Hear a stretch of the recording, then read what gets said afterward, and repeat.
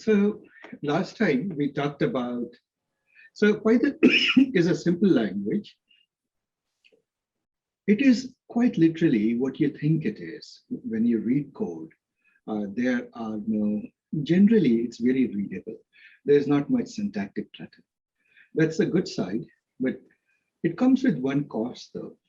White spaces are are syntax. So if you screw up your indentation, the code will stop working. So I'll run through it because it is possible that many of you already know this, most of you do. In the audience, I'm not able to see everybody's name. Abhishek, Patrick, Ben. Dhwani, do you know Python? You're on mute. Yes, I do. You do. So pretty much then, I don't know. Most of us seem to know Python, so I'll go much faster.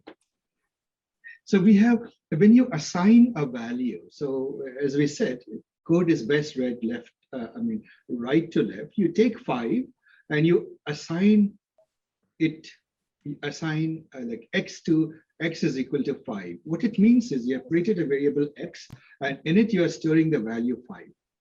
Now, in Python, you don't have to declare the data type. Data type is implicit from what you have done. So for example, when you say x is equal to 5, it is understood now that it is of integer. But you can be explicit. For example, in languages like C or C++ or Java, you would be you would have to say int x is equal to 5. Means the variable x can only contain data, integer data type forever. Python is not like that. You can have x is equal to 5 and the next moment you can say x is equal to hello world, the string. So that's a distinguishing feature, though it is a terribly bad programming practice to do that. Don't do that. Occasionally there is a reason to have input be abstract and it can stand for many things and inside you can inspect what it is. But generally, when you are writing simple code, don't have one line saying x is equal to 5 and the very next line saying x is equal to hello world. That's not. Now, one of the practices that is being encouraged in Python when you create functions is what is called type hinting. Declare the type of your variable. Now, for simple code, it's probably redundant, but when you define functions, especially functions within classes, it is a very good idea to do so. In fact, it is a coding convention. For example, in my group, I enforce that people, they write code, they must use type hinting to make the intentionality clear. It's very easy to understand what goes in and what comes out. From that perspective, likewise, y is equal to 7, z is equal to true. Now, this is your basic conditional. If x is greater than 4 and y is greater than 6, then print that this is a big number. So the print will not get printed unless you have, let me break this up into parts. This. So this would not get printed if it would get printed, where did I go? Something happened. Yeah, control shift. So if I convert this to 3, then of course it won't get printed because it's no more 4. If x is greater than and y is, I don't know why it is. So if x is greater than 4 and y is greater than, and y is greater than, so let me just make it 3 or something like that. You shouldn't get that. But see, suppose even if you do this, this is the thing to know about Python, which most likely all of you know. Now, even if this is, what happens when I run this? You have an error. Why? Because the if block is not complete yet. We didn't complete it, right? And so it says expected and indented block. It is expecting you to put something like this. So this is the important thing about Python, that empty spaces are part of the syntax. Right? Now, just here you define x to be an integer. It doesn't prevent you from now suddenly saying x is equal to potatoes you're putting potatoes in the variable X and printing it out. This is something to know. So these are very basic things. I'll just go quickly through it. We always talk about data type conversion. X is a string and so forth. For example, if you get a string like this, how do you convert it into integer? It's just int, float. But if it can be converted, it will go through. If it cannot be, like for example, this is not, by floating point number is a real number, something that can have decimal parts. So when you say 125.4 apples, what you have is a string that cannot be understood as a number. So when you run this, you get an error as you get here. Here we go. We get an error. Up to here, it runs fine. But then here, it gets an error. It says, could not convert the string to float, to number, which is it. But if you were to remove these apples from here and say, and then run this code, it will go through. Right? So this is something to remember about strings. And again, if you're familiar with other programming languages, this will come very naturally to you. Lists in Python are general purpose lists.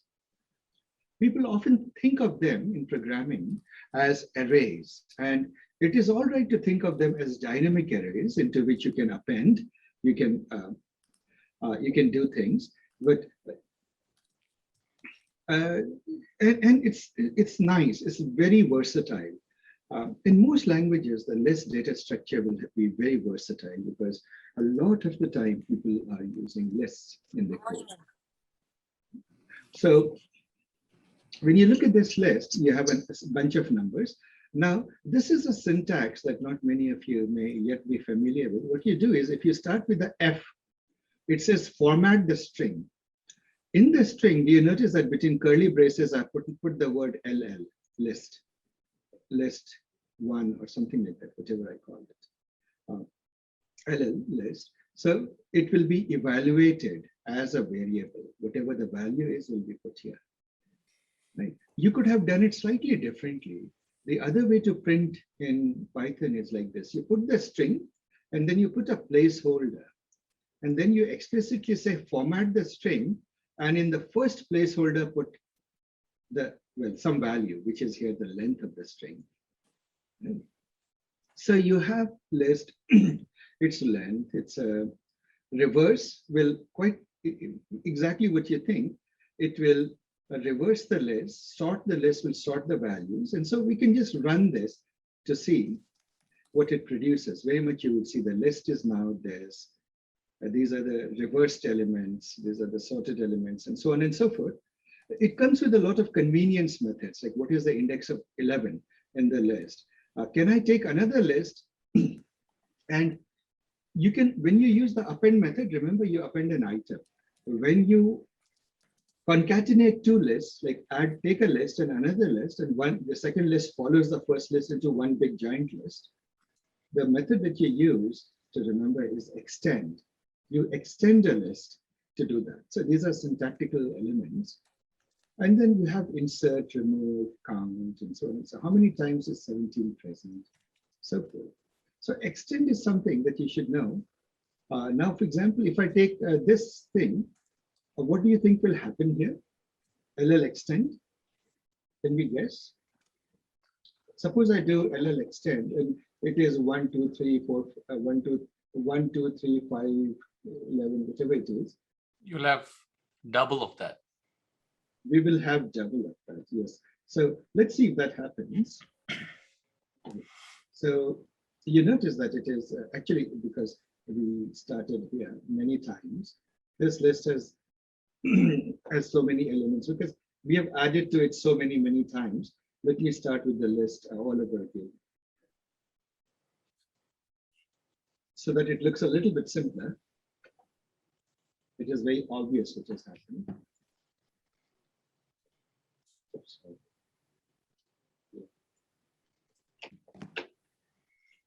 This. So suppose I run this, you notice that I have this list and the same list repeated.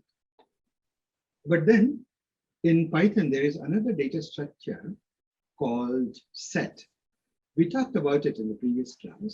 What does set do? It deduplicates the items, the entries. And so if you So, Asif, deduplicate the list, you go ahead. so what is the use of extending then? You're repeating the same elements, right? I don't see the reason why you need it. Yeah. In this case, it was a useless example. I mean, I'm just giving an example, but look here in the other example that we have. You have this list. You have another list. Look at this example. So there you're not reducing. Oh, okay. Okay. So you're appending two lists together here. Two lists. Concatenating. Okay. That is it. Okay. So there's Okay. That's the something- reason. Okay. That's the reason. Yeah. And then there is something called something very interesting actually. It is called list comprehension. List comprehension is one of the very powerful ways of writing something. So we are going to unpack this strange sentence. What it says is start with the inner value. For value in B, what is B here in array? 55, 65, 75 is the list called B. For value in B, which means for any item which we will call value in B, if B is not in A, so in other words, if it is not in the list A, so list A is 1, 2, 3, then you do this. So read it like this. If for each element,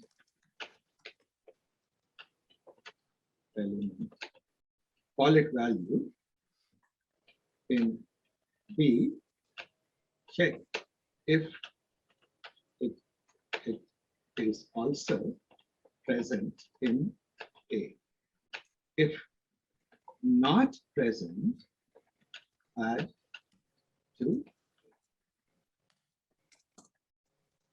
Does this line make sense, guys? This is the way to read it. You start reading it. Strangely, like you get used to it after a little while. You say, in A, append a value. What value? Any value is any element of B, but append only if B is not in it. It's not already present in it. So when I run this, what you would get is this: 1, 2, 3, 55, 65. But suppose I had this 65 were both present. And now what would happen? Do you think I would still get 55, 65, 75 added? I would not. The only element that would be, yeah. So if B, no, okay, so I have been A, B, a print A, 55, 65 for value in B, if value is not in B, sorry. Not if B is not in, sorry, that was a typo. Yeah. So from this, that was a mistake that I corrected. So this is for, guys, I'm getting, please mute yourself. So do we understand what happened? If a value is already present in A, that value of B will not be appended to A. So this is an example of something called list comprehension. I should have, let me insert the cell here.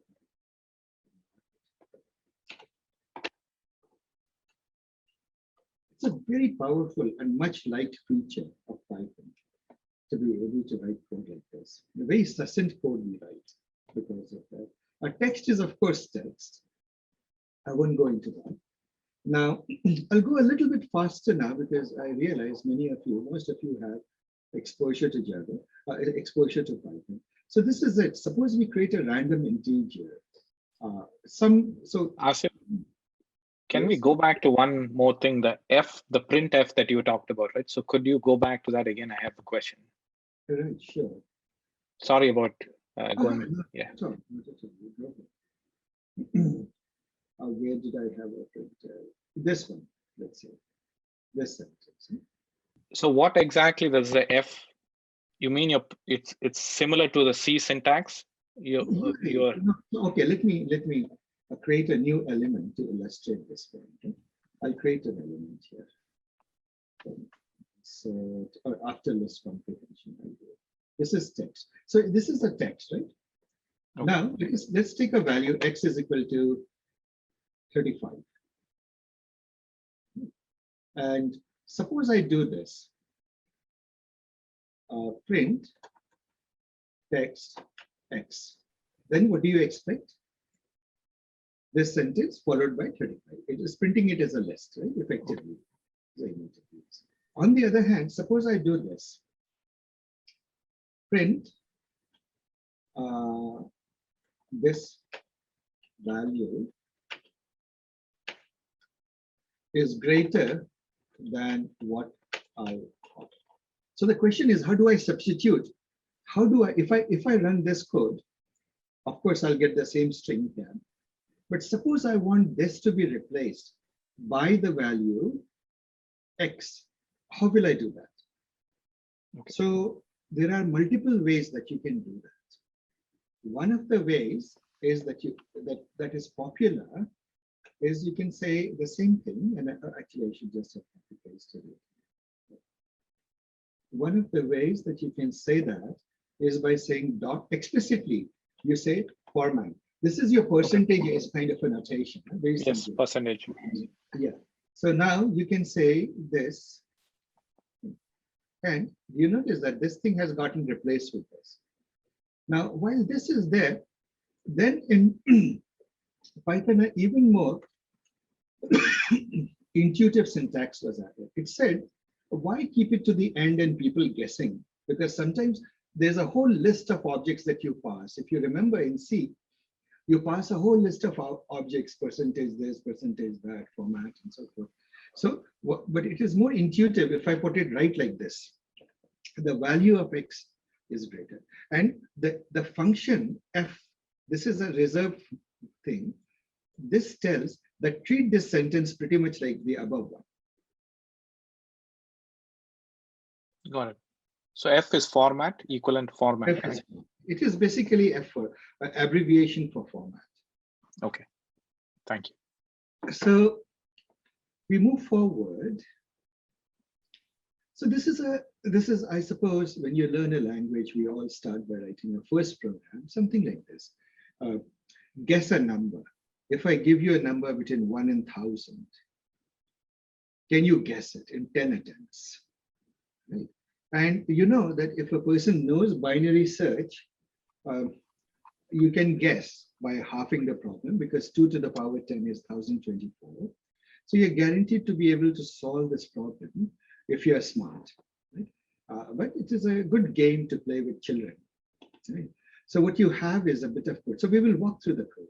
We will say x is some random number, some random integer between 1 and 1,000. Remember, in these functions, as I said, the left side is inclusive, right side is exclusive in most of these situations. So it means it won't go between 1 and 1,001. It will go between 1 and 1,000. Pick a random number and you say whether this is solved or not. And for 10 times, for range, turn in range 10 means up to 10 times, do this. Print this turn and ask the user to guess a number. If their guess is less or guess is more, of course it's wrong. Else if got it, if guess is right, otherwise say guess is too great or too small, and so forth. But anyway, I'll let you play this game. It's very simple. Obviously, I'll post this code. But I hope it makes it very, now people coming from C or Java would say, hey, why is it not simply saying for I is equal to from 0 to 10, I 10, I plus plus, we could have done that. But that syntax is not very common in Python. In Python, much of the syntax is like this.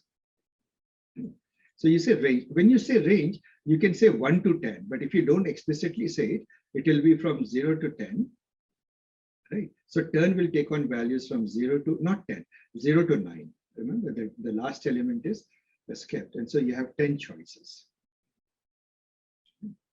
And you can go, so guys, do I need to explain this code, or is it something that is self-explanatory? Anyone wants me to go a bit slow over this code?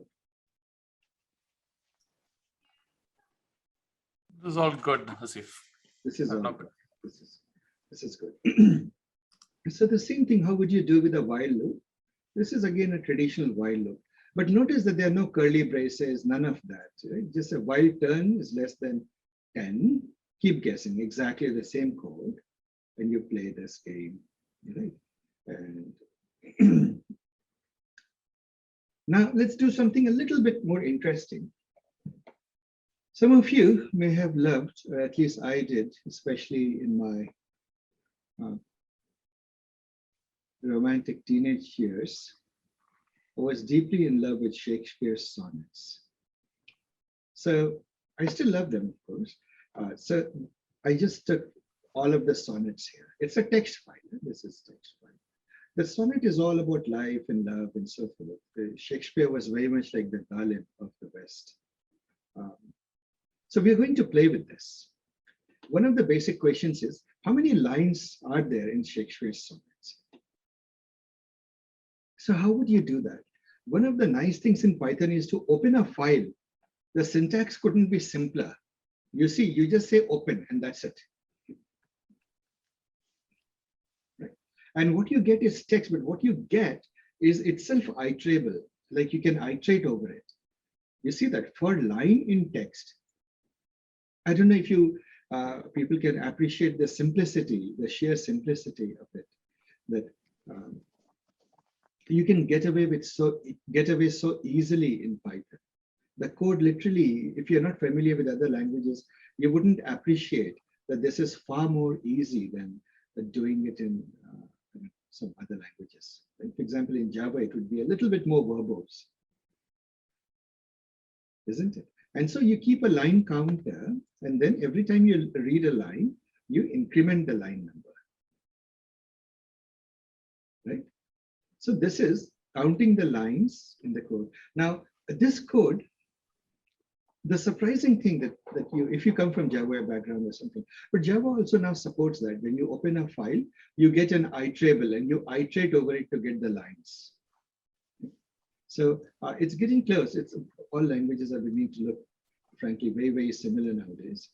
So this is how you do the count the lines. Asif, by default, it uses new line as the separator, is it? To build Yes, the array? That is right. And then you can be fancier. You can give it, you can tell it what the separator is. Okay. So counting the number of words in a text, like now that was for lines. How would you count the number of words? So I'll show you two approaches. One is the same thing. First you get the lines and then you split each of the line into words. Right? So like, by the way, what does the dot lower? Can you guess what the dot lower would do in a string? Converts to lowercase. Very good. Yeah, it converts it to lowercase. And then you split it. So you get the words, but now you have words. You have to walk over the words. For words and word in word, all those words you can add to one simple list. And then you can tell the length of the list and so on and so forth. But is there a shorter way instead of writing? One of the questions you should always ask is there a shorter way to do it? Right? Because double for loops are inefficient. So one of the ways that you can do it, this code looks more elegant. For line in text, words, you can get the words. And now all words, remember that words is now a list. Isn't it, guys? Words is a list of words present in this line. You can add it to the master list, all words, by simply calling extend. So Albert, you remember we learned the use of extend just a little while ago? Yes. Right? And so this is a powerful use of the extend function, extend method, isn't it? Because you can avoid this double for loop above. So you keep extending, so any double words will keep adding up, and then when you count them all, yes, then you will get the number of words. Exactly. And so this is it. Length will give you the length of the list, which is the number of words, and you will realize that there are 20,700 words, which is about right. The first 700 works is just the license in Gutenberg and all that. But Shakespeare managed to write 20,000 lines worth of sonnets approximately. So now suppose you have to print all the words in the file. Once again, you can number of words and this and that you can print. I won't go into this. how would you sort the words? Suppose I say sort them alphabetically and print it in a dictionary form. Well, very easy. You remember list.sort will do the job for you.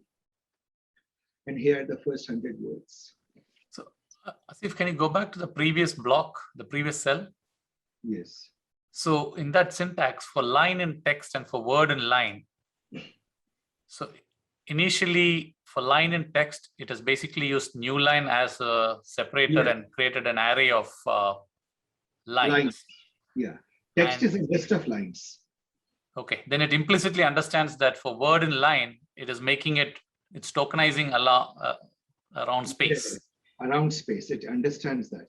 And that is a lovely thing about Python, that so much of it happens under the cover that the actual code feels very simple, but it takes a while to realize that actually a lot happened. The for line in text thought of the, produce the list by using the line boundaries. The word in line use the word boundaries. Quite interesting, isn't it? That it could tell the difference. So are line and word keywords? No, these are not only the green things are keywords. Whatever is in green is a keyword. Line is just a dummy word. If I change it from line to sign, it makes no difference. Okay. So text is a file, it is opened and it understands it's a string and then it's. Yeah. Okay. And even the text, I can call it blob, let's say. Text is for line in blob. You see that variables have no meaning. Only keywords have meaning in a language. I'm sorry. All words, where is my all words gone? Where did I say? Oh, you've written blob instead of blob. Oh, blob. Yeah. B-L-O-B. Yeah. Blob. There we go. Okay. These things don't have meaning, right? So I'll undo this for the next group of people. So this is it. These are, remember, green things are keywords. So any doubts here? So it takes a while to realize that under the cover is doing the right thing. And with the Python language, there is always this interesting thing that quite often the way the language is designed, under the covers, it does what you think it should do, the right thing. And very often it does that. That is why it is so very easy to learn this language. I'm always surprised when people say, oh, I'm going to take, let's see, I don't know, X month course in Python or something. Maybe they want to be Python total gurus or something, but to get started, especially for data science, you don't need any of that. So likewise, so this is sort the words, length of all words. Now, one typical problem that you always get in interviews, for example, is find what are the unique words, not duplicate words. So how will you get unique words? Very simple. You go and do the same code, and unique word, what do? Convert it to a set. Remember, set makes it unique, and sort, that is it. You can get a sorted set. And then you can find out, you can print the words, all the unique words and so forth. Now, word frequency or word count is the classic interview question. Once again, how would you do a word count? That is where you can use a dictionary. For every word, you can keep a count of how often you have encountered the word, right? So once you have all the words that you have gathered, then what do? You create a dictionary. So remember, this syntax is for dictionary. Curly braces is for dictionaries. You create a dictionary, and then for all words in this, if the word is in the dictionary called frequencies, then you increment its value by 1. Else, you have encountered it for the first time, go put 1. And then after that, all you have to do is just go and print it out. Does this make sense, guys?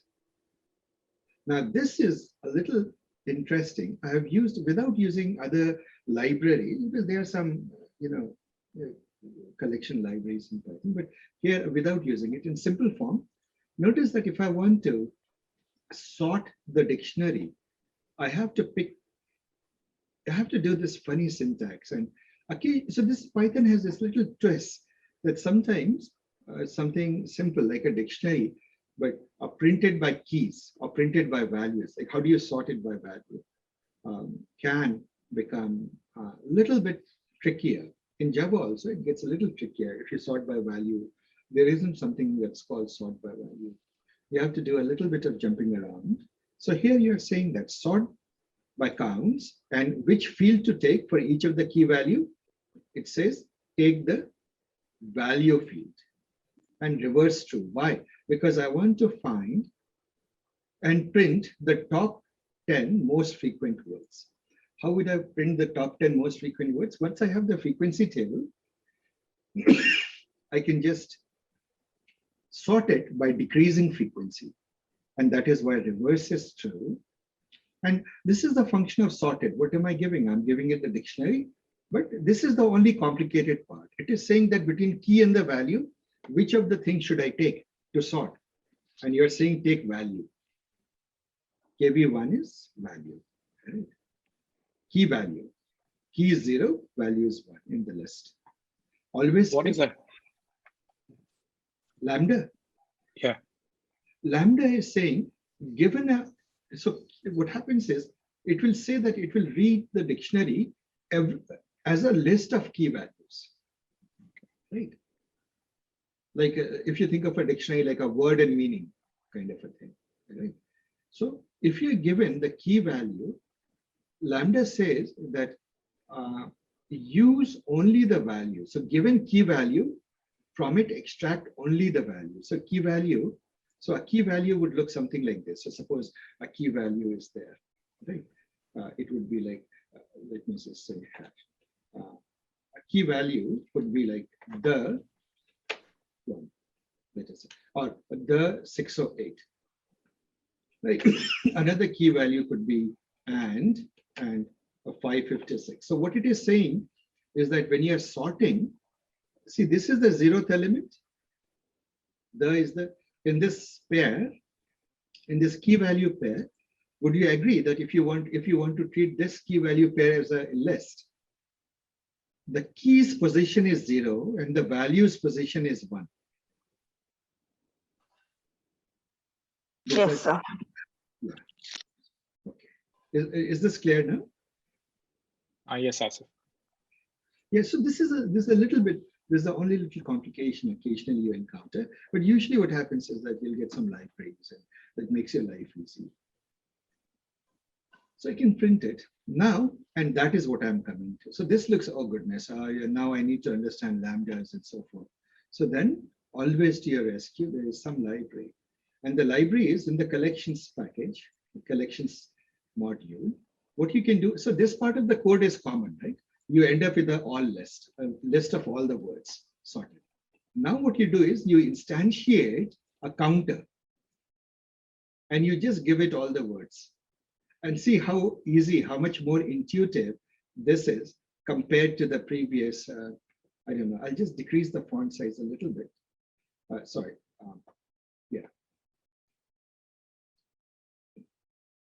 Yeah, compared to this lambda expression, etc., which looks a bit more arcane, would you agree that these two look much more easy to understand, guys? Yes. Okay. So that is why we use, I mean, for example, if you can do machine learning with pure Python, and you'll be writing miles and miles long code, but because they are libraries, you can get away with a few lines of code. So that is that. Then classes and objects. So this is the crux of what we are getting to. In all modern languages, there is this whole concept of object-oriented programming. What it says is a certain group of functionality and a group of values, they sort of logically, semantically belong together. For example, we talk of descriptive statistics. What are the things? We were doing it in the theory part on the last Saturday, and we were talking about mean, median, mean, median, min, max, standard deviation. I just took a few of these, isn't it? So what you can do is you can write a class called descriptive statistics to make it convenient for people to use it. You can give it a list of numbers, and then You can have functionality. So for example, for mean, what do? You have summing up all the numbers and adding them up. Now, in this code, do you notice something strange about this code? I'll just stop here. What do you notice here, guys? How did we get mu? Yes, and that is the nice thing with both Python and Julia. They are modern data science like languages, so they are sensitive. Remember, I told you that mathematicians prefer Greek for all notions, right? So typically, you would see in programming in Java, etc., you would have to literally say self.mu and self.sigma and all of that. Spell it out. Good thing with Python is you can directly use Greek letters. They are allowed. So how did I do that? It's very easy. See what I do and observe what I do. Suppose I want to type mu here. I would do the, the LaTeX syntax? LaTeX? Yeah. Yeah. LaTeX. And then you hit the tab button on your keyboard. And what happens? It became the Greek symbol mu, formatted to the Greek symbol mu. And in general, the code feels more natural. For example, likewise for standard deviation. So, but anyway, let's dissect one particular function first. This one says mean, right? It says mean. So this function, it will always take self. Self means it is saying that it is a function inside. It is a method of a class, right? And what it read, right? A ds.summarize. Oh, where did ds.summarize come from? I think somehow, okay. So we will come to it in a moment. Let's look at this. This is not needed here. Oh, did I screw it up? I think I deleted ds.summarize somewhere. No, it is here. So this is redundant. So here's the thing, let's look mean. This is the documentation. By the way, this is not preferred. The right thing is like this. 3 double quotes to begin with. And when you do that, it becomes what is called Python docs, PyDocs. There's a process of extracting the documentation. Whenever you go to an API, do you see that there is a documentation of that API, of that library? Those documentation is inserted in this format. These are called PyDoc format, and this also I should change actually.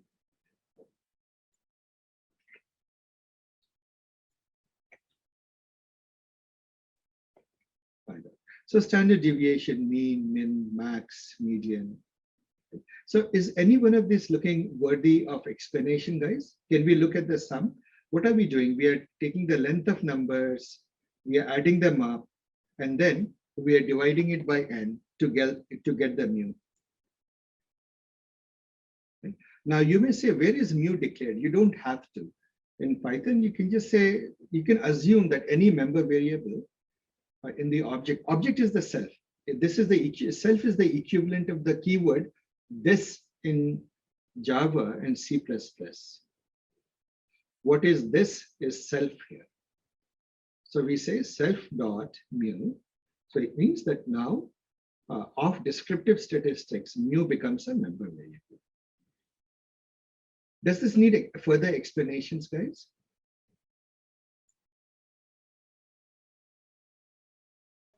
But isn't it necessary to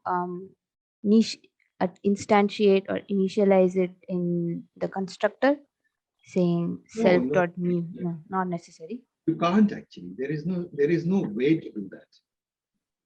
Okay. So you can't say, like, for example, in C or in Java, you would have said, right, double,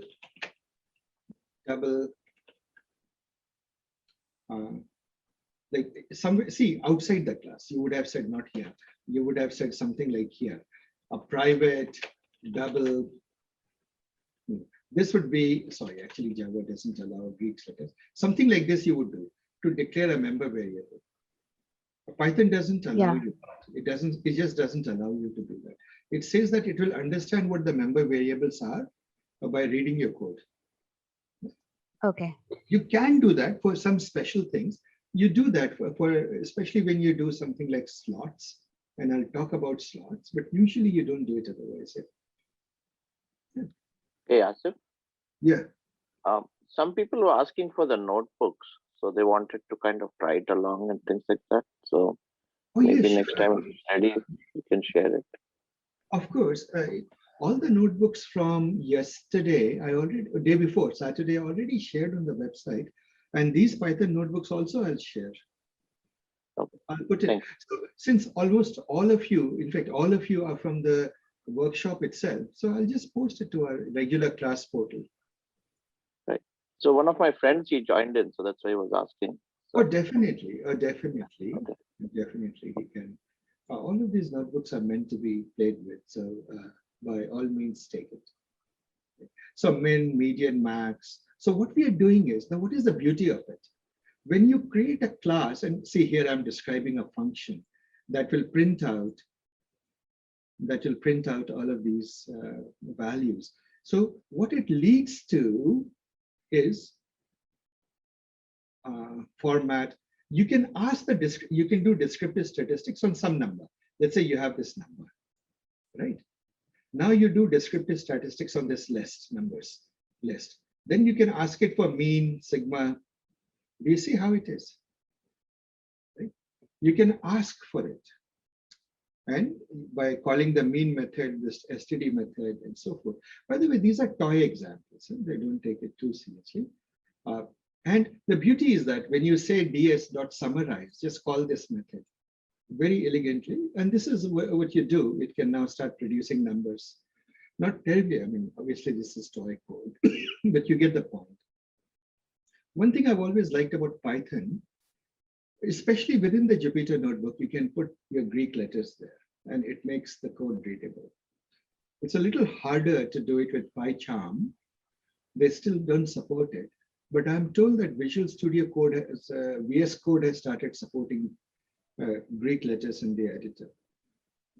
Any one of you, if you have experience with that, can tell me. I've never used Visual Studio Code, VS Code. So I love VS Code, Asif. So so I can run all my Python code in VS Code. I would love it. Yeah. Excellent. So find out if they support Greek letters first. Okay. But it's a singular thing. Like PyCharm is usually good with everything, but this was a singular omission, I noticed.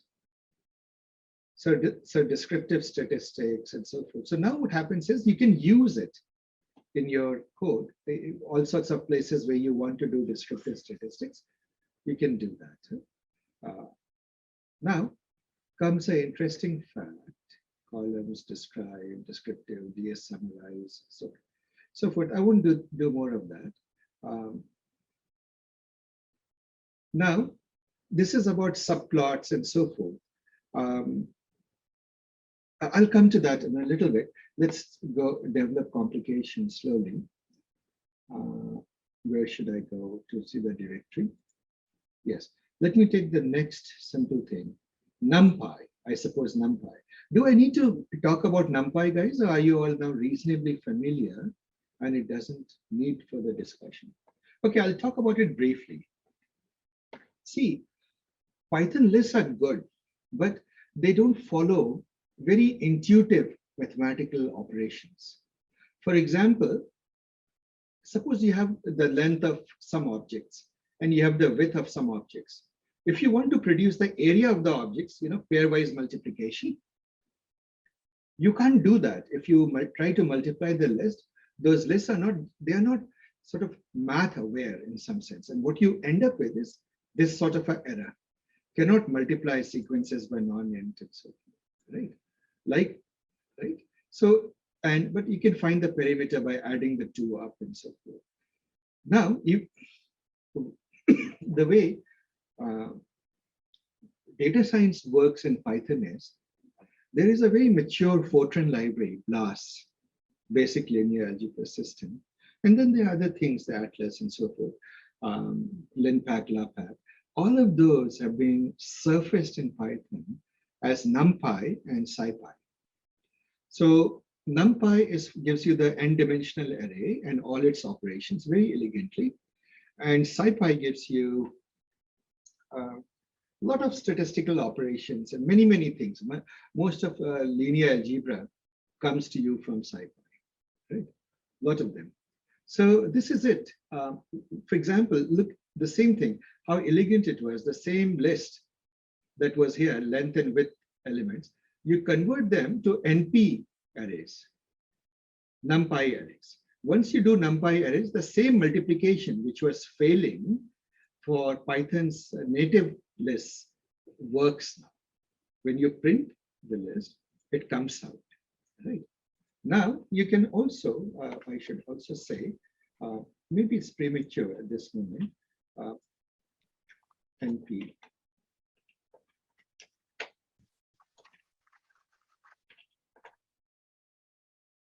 Sorry.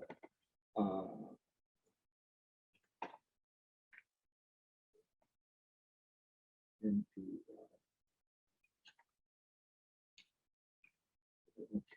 I'll leave this for the time being.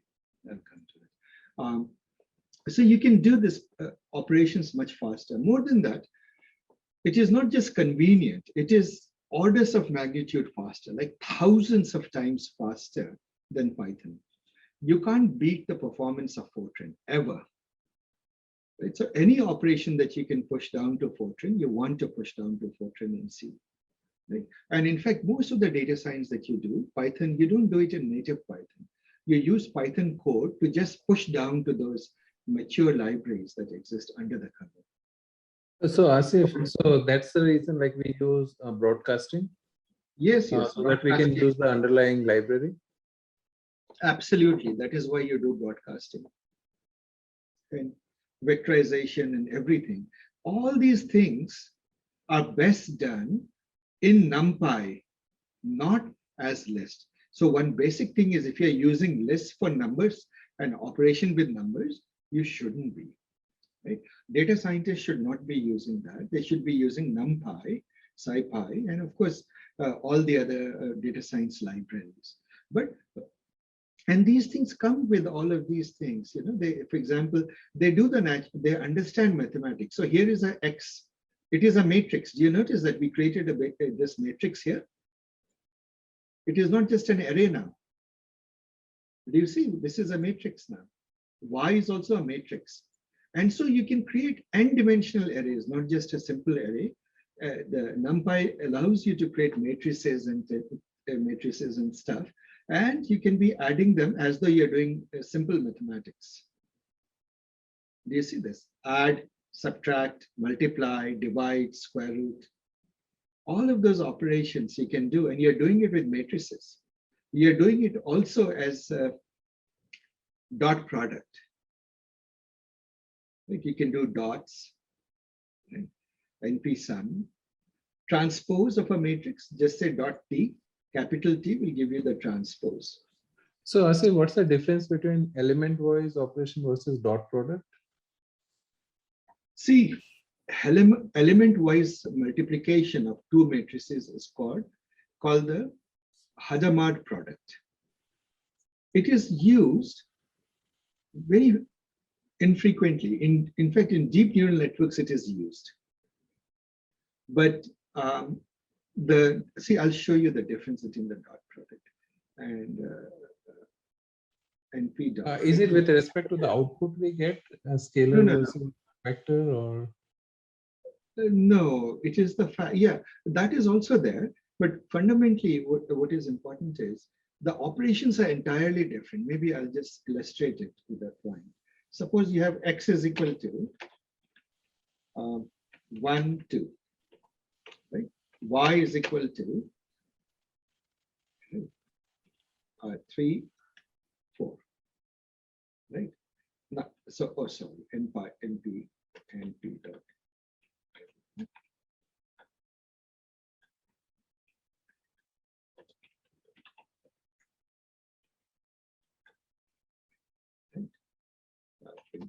X. So, what did I do? I am forgetting my syntax here. Give me a moment. NP.array. Why? Oh, data type is float. I have to give the data type. this. So no, I don't need to do that.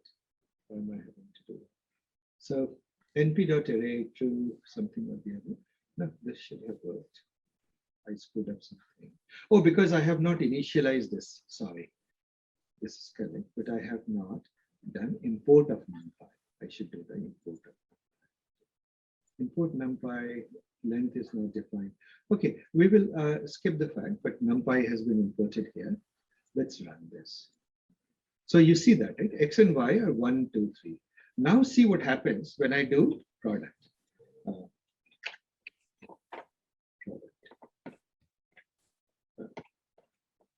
X star Y. What do you get? You see that it's element-wise multiplication. 1 multiplies by 3, 2 multiplies by 4. And you are still getting an array of size 2, isn't it? Okay, so it's the array. Okay. Yeah, it's still an array. On the other hand, dot product. Oh, so the dot will be probably a scalar then. Exactly. So if you do np dot x y, what do you get? A scalar. One, Yeah. it is 3 plus 8. Do you notice that? 3 plus 8 is 11. You can add it up. Okay. Multiply and add. So that's the difference between dot product and product. Product is So also- dot product always gives a scalar, or it can also give a like a array or a No, it can vector. give you a vector. It can give you an array and a vector. See here. It just okay. So well, that needs a little bit of a math session. We'll do that at some point. Okay. If you look here, here is the example. Look at where did I create the array? 2-dimensional dimensions. It is this. No, this is not a good example. Yeah, look at this X. It is a matrix 1, 2, 3, 4, and this is a matrix 5, 6, 7, 8. Isn't it? Yeah. X and Y. Now we are doing inner product, the dot product of XY. So XY is producing again this. Right? It is producing a square. So it depends upon, so once you know the rules of matrix multiplication, or matrix dot product, it becomes clear. Yeah, I wish I Okay. could write out, but at this moment. So this is that. So yeah. Then it also comes with ability to draw histograms and create histograms that you can plot using Matplotlib. This is it. Suppose you want to create a histogram of a bunch of numbers. Here, I generated lots of numbers which have a normal distribution, 10,000 of them. Normal distribution is they'll have a bell curve distribution. Now, if you do a histogram of that, what do you expect? You expect something like a bell curve to show. But the point is NumPy comes with all those functions, very useful functions, normal, histogram, this, that. And so you can use it to plot these things, right? But more than that, NumPy comes with, like if you look at the NumPy, there are what 200 or so such functions built in, to 300. Everything, the whole of trigonometric functions, etc., everything is built into it. Okay? So sine x, cosine x, etc., they are all built into it and you can play with it. Okay? So that is NumPy. Any questions with NumPy?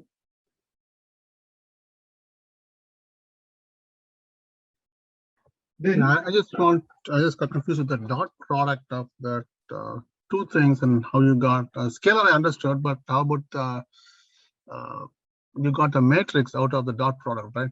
So that's because confused. you started with matrix. Those are matrix multiplications. So okay, I suppose this requires me to draw it out how matrix multiplications and dot multiplications work. Okay, why don't we keep it for, because I have a lot to cover and we are Okay, sure. I'll do it later. Thank you. We will have a math session anyway as we come across to this data science course. We're going to do a lot of that. Huh? Okay, So, thank you. So then let's go from NumPy to, I will go to this Python workshop we did, let's go to pandas. Right? Pandas, this will get a little bit steeper. Actually, no, pandas will get a bit steeper. Let's just do some basic matplotlib visualization. Again, when you do visualization, here I'll move a little bit faster. We covered this on Saturday. There are many data visualization libraries or data plotting libraries in Python. Many, it's a zoo out there. Why? Because visualization is big money quite often in the world of data. See, and this is a little bit of a digression and personal observation. So what I see in the industry is that data generation is far, far easier than data manipulation. You can generate a lot of data, but then to be able to manage it and store it in a meaningful way is hard. So that is where data engineering comes in. You do your big data, your Spark and all of that, Kafka and streaming and this and that. But then comes the even harder part, to make a head and tail out of the data and extract some insight or find the narrative behind the data. This is the task of machine learning or data science. It gets harder. And one of the things that you can't overemphasize is the value of data visualization. If you can visualize data properly, you can tell a very, very powerful story. Remember, I told you that story of Florence Nightingale.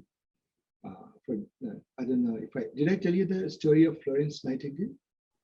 Yes, you did. Yes. Yes, with just one chart, in fact, her famous chart, let's Google it up.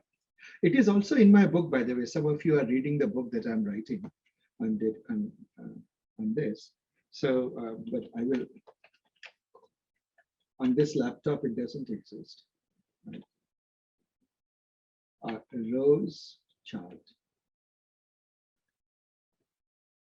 This is a famous rose chart. It's an old historic chart now. I will just write it here.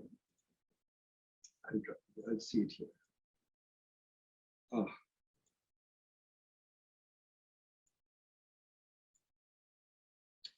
This one didn't work out. Let's go back and search for it. It's a very famous. Okay, let's try this. Where is Wikipedia when you want it? Here it is. And here we go. So this is one page that she wrote. What it showed is during the Crimean War, when England and France were fighting the Russians and so forth, Florence Nightingale didn't take sides. She was a lady, she was often called the angel of compassion, a very interesting person. She went there and she said her mission is to take care of whosoever is injured, no matter which side, whether enemies, the so-called enemy side or the friendly side. So she was taking care, and then she made a table of data. She used to make lots of tables of data. And she observed that in any given year, the mortality, you see that this pink part here, this is the mortality from actual gunfight. And this entire area here is the total mortality.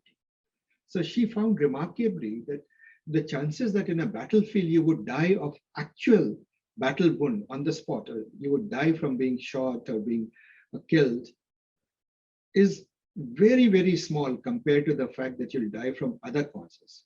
Those other causes were, of course, poor hygiene, unsanitary conditions, and so on and so forth, in which these battlefields used to be. And she came back, and those were the days when doctors were known to be there. Medical science was primitive, but nursing wasn't there. The people who would take care of you in the so-called hospitals would be, you know, some prisoners, some homeless people, or very poor people who have been poor, uneducated people who have been dragged in to take care.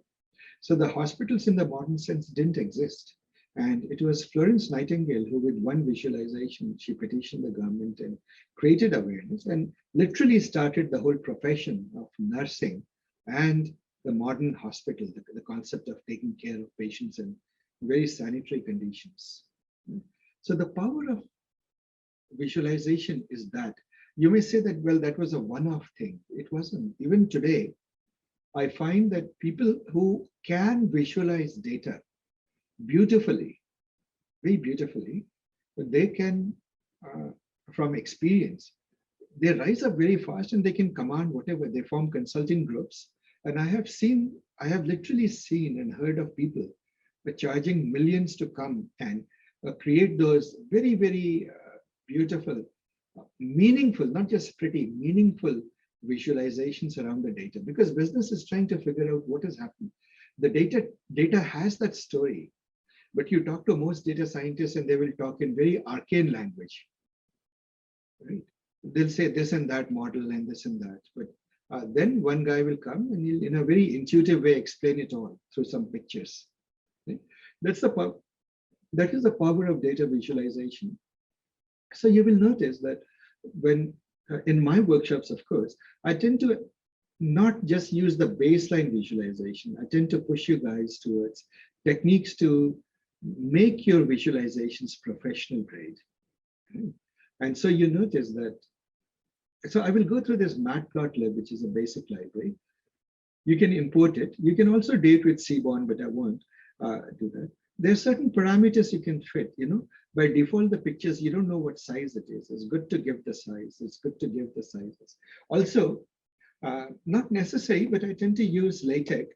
This thing, do you notice that this word linear relationship here?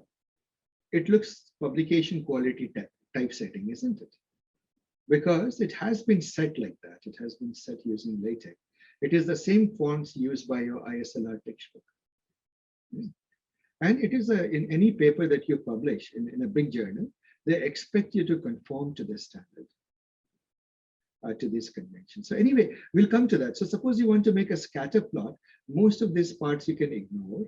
From the data, scatter plot can be done with just two things. X is what, give it the X and the Y arrays, and it will create a scatter plot out of it.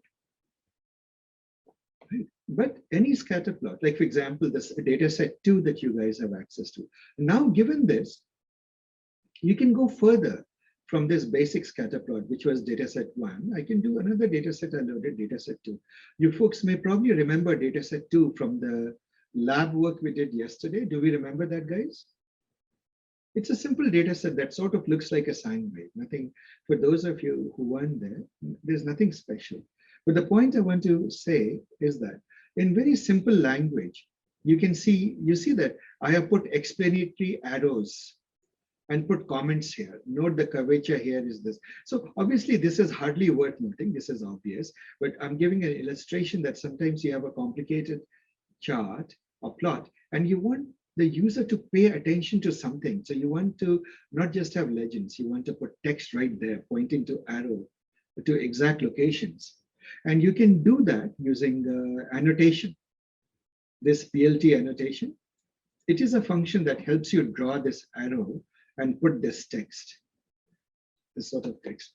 A very convenient way when you're illustrating a point. Right? And of course, in this, you can again put the Greek letters, etc. If you use LaTeX, like for example, here I say that this seems to be a plot. Where is the title?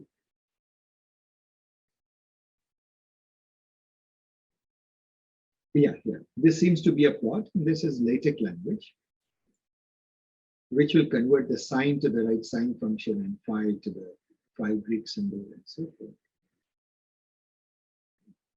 So that is making one plot. Then you can make subplots. When you make subplots, how do you make subplots? You have to say subplot means first you have to divide the page or the plot into parts. How many rows and how many columns? So you have to say that rows and columns. Then, and you have to explicitly give those values after that.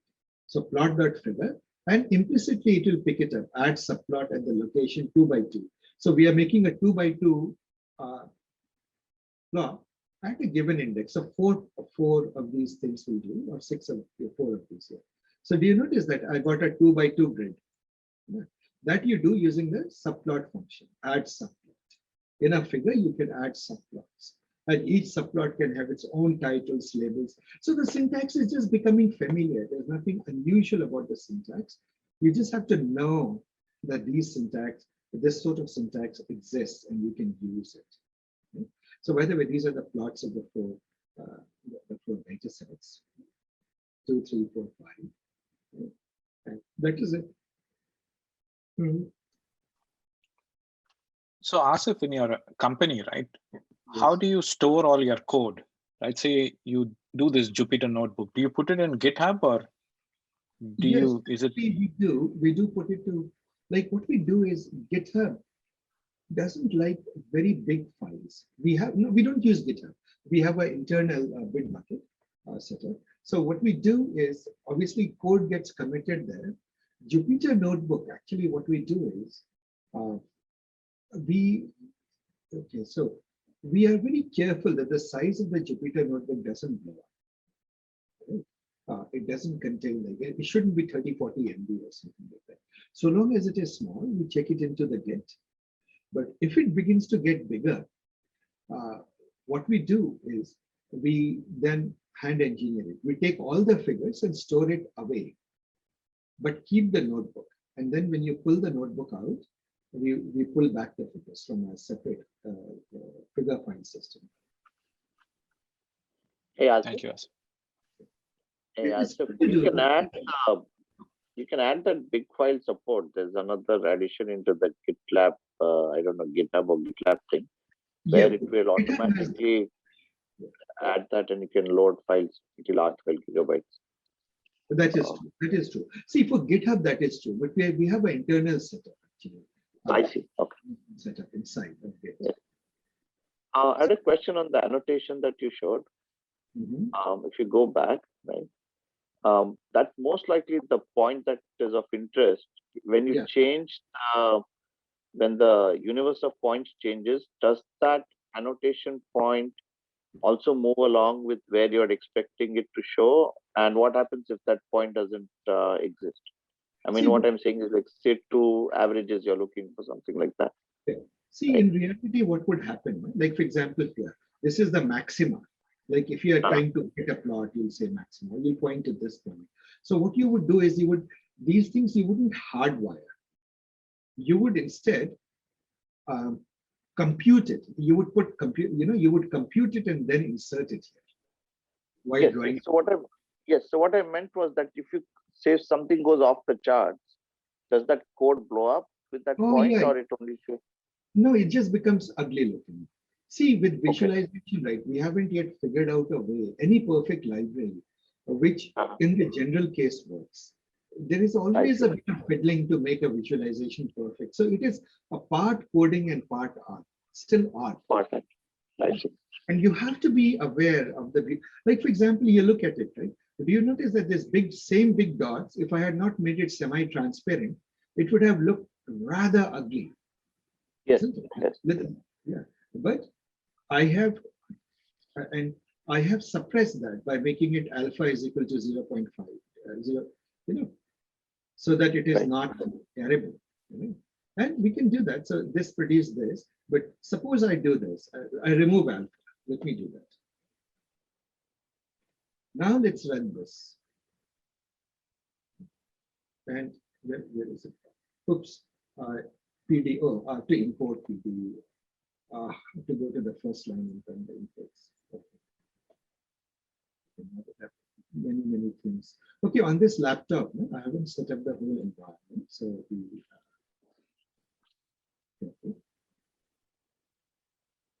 okay, here also, I don't think in this directory I have the data set, so it will blow up if I try to run it on this laptop. So in fact, it did. Okay. I haven't set up the whole environment. I haven't put the data set in the same directory that notebook is. I just copied it over from my Linux server. Oh, I see. So that's I think what we'll do is we'll try to make use of this in the ML100. Exactly. That what you have shown, right? So exactly. No, so my idea was that, frankly, not to release this solutions till you guys actually finished your ML100. I mean, your first homework. Because by giving you this, I'm practically giving you much of the parts of the solution, isn't it? Right. So the idea was to release it coming Saturday, not immediately. Oh, I see. Okay. So this is it. But anyway, ultimately, it's all yours. Sooner or later, it will show up in the.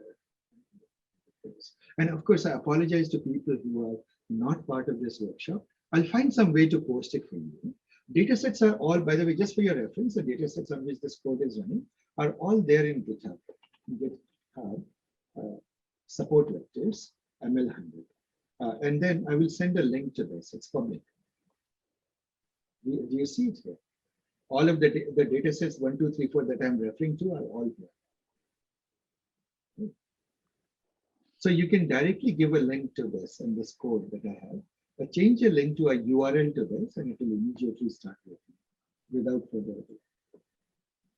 So anyway, the thing that I wanted to say is plotting, while it's in its simplest form is just plot or dot scatter, and you get a scatter plot. There is a point in doing it more aesthetically, like making good plots. Plotting is where you need to spend a lot of time. Have you noticed that people who do user interfaces or web design or Illustrator, they will keep on spending hours onto an illustration, even when you think they are done. And ultimately, they'll come out with perfection. So a little bit of that in the mathematical community, people in the community that I grew up with, there is a huge emphasis on aesthetics and on neatness and clarity and this and that of all the figures that you put in your paper or in your report, whichever it is. So that is that. So anyway, that is that. Now I was going to, today we are running out of time. Pandas you all are aware of. I wanted to use this occasion to talk, maybe I can do it right now. But I will have to talk about something called tidy data. Tidy data is a topic in itself. It's more a topic in data science. So I suppose the Python part will call it over now. But as part of a regular workshop, at one point I will talk about what this concept is of tidy data. It was a pretty influential movement that all data should be represented in a particular form called tidy data format. And how do you come to the tidy data format? And once you do come to the tidy data format, how life becomes very easy, manipulating data becomes very easy after that. So let's do it as part of a normal lab, then I'll do this. So this is an example of a data, a weather data that comes in many files. And this, as you can see, data is in a very strange way. The values are, the cities are along the columns rather than as rows. And you have to transform this data into much more meaningful data like this. How do you manipulate the data? On this given day in this city, this was the temperature, let us say. You want it to be like that. And then finally, you want to bring in pressure, humidity, and everything. And finally, you want the data to look like this. On a given day in a given city, this was the temperature, humidity, wind speed. This is a neat form. Now, what in traditional people would call all sorts of ETL transformations that leads to data to be in the format that you want it to be. Data scientists love a format that is called the tidy data format. So how do you take data which is not in this format and using the pandas data frame systematically bring data to this format? So let's do it another day.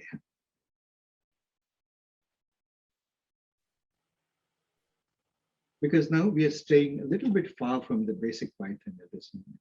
Any questions, guys? I don't know how useful this session was.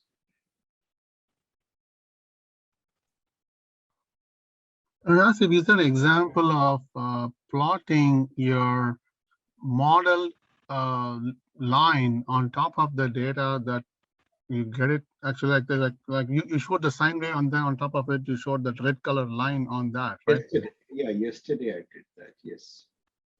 Go ahead. So I'd have to start the Jupyter notebook for that. Let me see which directory it is in. What is the code? I showed you guys the code. Now I guess we are more interested in that code. Let me. Windows I'll never understand. So that's going to tell like how our model looks with respect to the data, right? That is right. That is what we were doing yesterday. So let me go and start. I'm starting that particular notebook that I was showing you guys yesterday. Thank you, Asif.